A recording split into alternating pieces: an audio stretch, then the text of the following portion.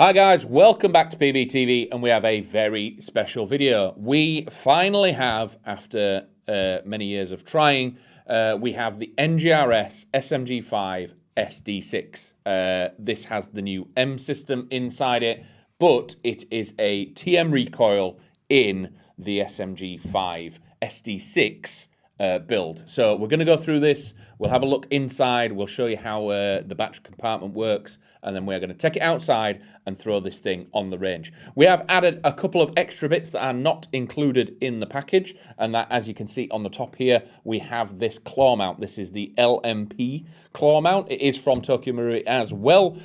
This fits on all SMG5s and G3 platforms, and then we've thrown a tiny little red dot that we had lying around. We were going to try and put an XTO or like an XPS3 on there, but we found the little heads and the screw caps on the top of the mount prevent it from sitting down properly. This is designed for the original tube style optic that goes on the SD6. So we'll start at the front and work our way back. As you can see, we have the iconic front end that people have seen. If you are the third man on the balcony and you need something to recreate that, this is definitely something to look at. We have this textured finish on the suppressor at the front, and this does come off. We'll come on to all the internals in a second, and the threading on here, but it is very interesting how they've done this, and there's a very, very cool feature underneath there. So coming back, we have the charging handle. So we have two spring pressures on here that make it really good.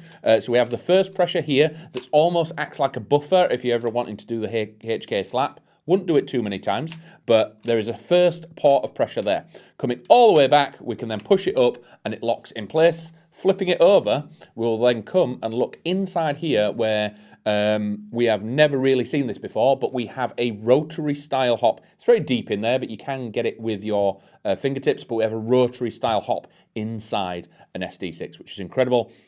Great stability. Everyone knows that Tokyo Marui out the box makes some incredibly accurate and far-reaching platforms. The range on this thing is hopefully going to be impeccable, but having that rotary hop means it's going to be stable as well. Unlike a slider or a gear or something like that, that maybe if you're full autoing or, on this case, 3-round bursting, the sort of recoil that's happening inside here could jutter or stammer that hop, so it then comes off a bit and then you start losing a bit of range. You can then drop the charging handle forward and it covers up. You can see that Marui have done their usual. There are little stickers and text on here. This is for when it's in the box, and when we're presenting like this, it is protected from scratches and bumps.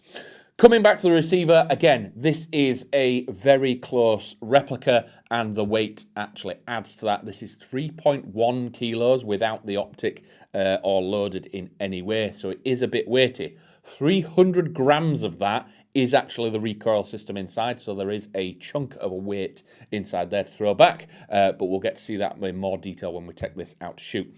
As for natural controls and fire selector, we do have a very positive selector switch on this, flicking around all the way from safe, semi, 3-round burst, and full auto, and again, it is ambidextrous, so we're getting it on both sides. Normally, when we see SMG5s, there is almost like a slight disconnect between the two switches, but this has been impeccably made, and just that indent and the clicks just feels very positive, very satisfying to flick between fire modes. And I can't wait to show 3-round burst outside. It is a lot of fun. Mag release, similar to other SMG5s, we have a button, lever at the back that drops out the 72-round proprietary magazine for the recoil system. You can see on the back here there is a little switch that presses down and rises up, and even the follower moves as well. So when it is out of rounds, it will click a switch inside there and shut the platform off. What that also means is when you first put a battery in this and there is no magazine in, it will fire a round and then stop dead, or it may not fire at all. There is a little warning underneath the battery compartment, but again, it is in Japanese, so unless you've got a translator or you can use Google Lens or anything to translate any of the instructions with this, what you need to do So when you plug a battery in, you can rack the platform, similar to pressing the paddle or working the action on the recoil AKs. It will then again allow you to fire a single round.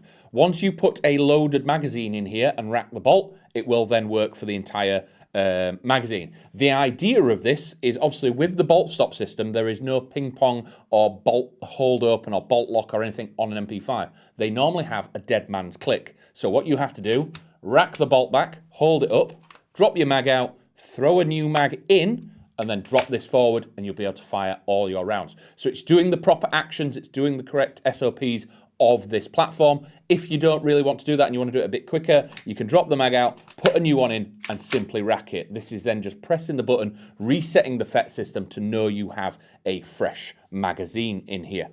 Again, the parts are metal on this, compared to the real steel version, match as well. So the lower receiver is that polymer that we're all used to, and the upper is a single piece of steel. Coming back to the stock, we do have an extremely nicely textured stock here. So when this is in your shoulder, it is not moving, and there's a little lever just here. So pressing that with my finger brings out that stock all the way out. This thing's about 600 mil in its collapsed form, and then 760 when it's out in its sort of go platform.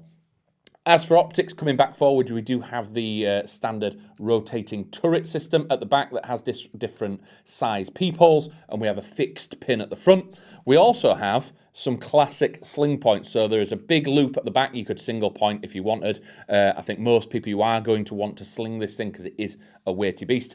And we have the little eyelet at the front here as well. So going back to the front end of this, obviously we've not mentioned thread yet. So if I take the suppressor off, you will see that it's quite a wide thread on the front. But underneath there, it is a textured suppressor. This is foam filled as well, so we'll take a couple of them sections out. But dropping this down here, as you can see, we have the nice wide thread here for the suppressor, but then on the front, we have a cover for a 14mm counterclockwise thread. What allows us to do then? Get yourself a flare mono, you can screw that on, and then if you do remove one of the sections of foam, this will then throw straight on, and then you have a Tracer NGRS out the box. Flipping it up, we do have this little tab just here. Push that upwards or downwards if you've got the gun the right way around. Push your handguard forward, slide it off, and there we have the battery compartment. We do have a Tamiya connector, space to put a battery either side, so it's not an overly small battery compartment. Once you've got a battery in, your handguard then neatly slides back over, and then you can screw your suppressor, or if you've got a tracer in there, the foam filled, anything like that, screw this back together, and then you're good to go, ready to put some rounds down range. So we are going to load this thing up. We're going to throw some tracers in it, throw a battery in there, take it to our outdoor range. We want to throw some 2.8s in this and see how far it can reach. So if you want to join me in just a second, we'll go and shoot an NGRS. Hi guys, so we've made it outside in this glorious weather the SD6 has treated us to. So we've loaded this up with some 0.28 gram BBs. We're going to go for the near targets with the semi and burst, and then we're going to flick to full auto and see how far it can blast that 60 meter target. So going close range to start with.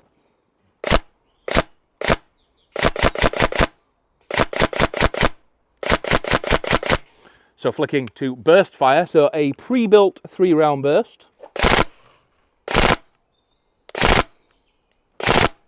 And then flick all the way to full auto and we'll go for the far target.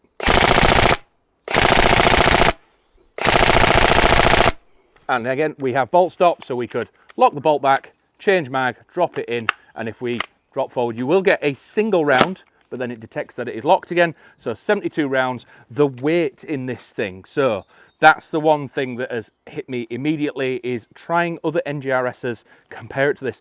The compact platform and a 300 gram weight in here, you do actually feel it. It's less of the original rattle of a recoil and an actual felt experience. So very impressed with this thing. Again, an SMG reaching out that far is truly impressive. And again, the weight of this thing, the ability to put that suppressor on it, the optic mountable if you get the LMP mount. Let us know how you would set up yours down below. Are you going for that OG SAS look, or would you trick it out with some slightly different accessories? As always, like, comment, share, subscribe, and I'll see you in the next one.